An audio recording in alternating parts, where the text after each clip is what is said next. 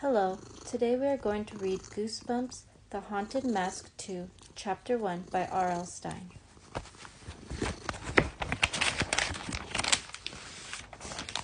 Chapter 1. I don't know if you have ever spent any time with first graders, but there's only one word to describe them, and that word is animals. First graders are animals. You can quote me. My name is Steve Boswell, and I am in the 6th grade. I may not be the smartest guy at Walnut Avenue Middle School, but I know one thing for sure. First graders are animals.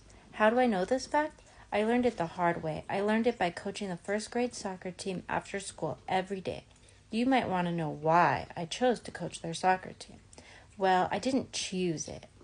It was a punishment.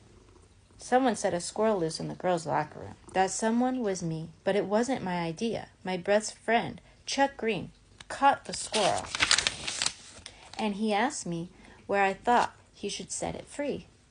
I said, how about the girls' locker room before their basketball game on Thursday? So maybe it was partly my idea, but Chuck was just as much to blame as I was. Of course, I was the one who got caught.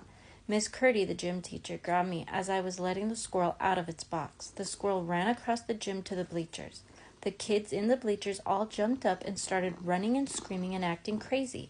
It was just a dumb squirrel, but all the teachers started chasing after it. It took hours to catch it and get everyone calmed down.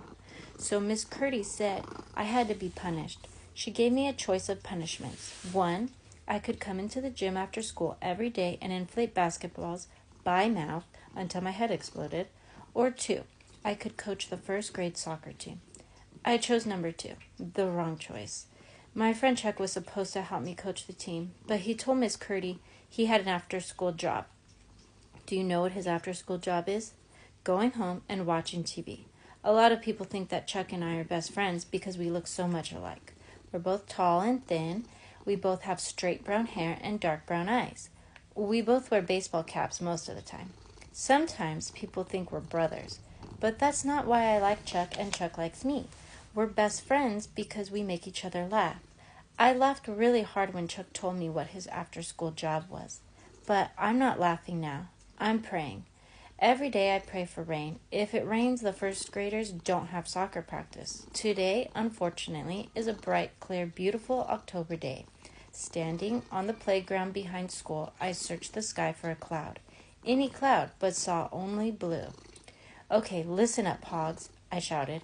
I wasn't making fun of them. That's the name they voted for their team. Do you believe it? The Walnut Avenue Hogs. Does that give you any idea of what these kids are like? I cupped my hands toward my mouth and shouted again. Line up, hogs. Andrew Foster grabbed the whistle I wear around my neck and blew it in my face. Then Duck Benton tromped down hard on my new sneakers. Everyone calls him Duck because he quacks all the time. He and Andrew thought that was a riot.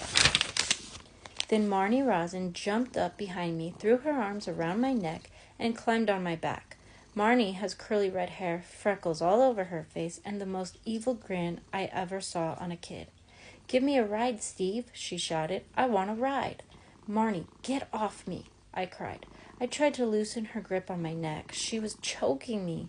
The hogs were all laughing now. Marnie, I can't breathe, I gasped. I bent down and tried to throw her off my back, but she hung on even tighter. Then I felt her lips press against my ear. What are you doing? I cried. Was she trying to kiss me or something? Yuck! She spit her bubble gum into my ear. Then, laughing like a crazed fiend, she hopped off me and went running across the grass, her curly red hair bouncing behind her. Give me a break, I cried angrily. The purple gum stuck in my ear. It took me a while to scrape it all out. By the time I finished, they had started a practice game. Have you ever watched 6-year-olds play soccer? It's chase and kick, chase and kick. Everybody chase the ball, everybody try to kick it. I try to teach them positions. I try to teach them how to pass the ball to each other. I even try to teach them teamwork. But all they want to do is chase and kick, which is fine with me as long as they leave me alone. I blow my whistle and act as umpire and try to keep the game going. Andrew Foster kicked a big clump of dirt on my jeans as he ran by. Of course, he acted as if it were an accident, but I knew it was deliberate. Then Duck Benton got into a shoving fight with Johnny Myers. Duck watches hockey games on TV with his dad, and he thinks you're supposed to fight. Some days Duck doesn't chase after the ball at all. He just fights. I let them chase and kick for an hour. Then I blew the whistle to call practice to an end. Not a bad practice. Only one bloody nose, and that was a win because it wasn't mine. Okay, Hogs, see you tomorrow, I shouted.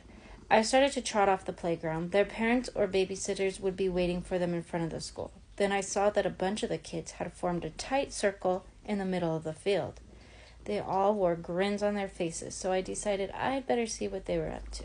What's going on, guys? I asked, trotting back to them. Some kids stepped back, and I spotted a soccer ball in the grass. Marnie Rosin smiled at me through her freckles. Hey, Steve, can you kick a goal from here? The other kids stepped away from the ball. I glanced to the goal. It was really far away, at least half the field. What's the joke? I demanded. Marnie's grin faded. No joke. Can you kick a goal from here? No way, Duck Benton called. Steve can do it, I heard Johnny Myers say. Steve can kick it farther than that. No way, Duck insisted. It's too far even for a sixth grader. Hey, that's an easy goal, I bragged. Why don't you give me something hard to do? Every once in a while, I have to do something to impress them, just to prove that I'm better than they are. So I moved up behind the ball. I stopped about 8 or 10 steps back, gave myself plenty of running room. Okay, guys, watch how a pro does it, I cried. I ran up to the ball, got plenty of leg behind it, gave a tremendous kick, froze for a second, and then let out a long, high wail of horror.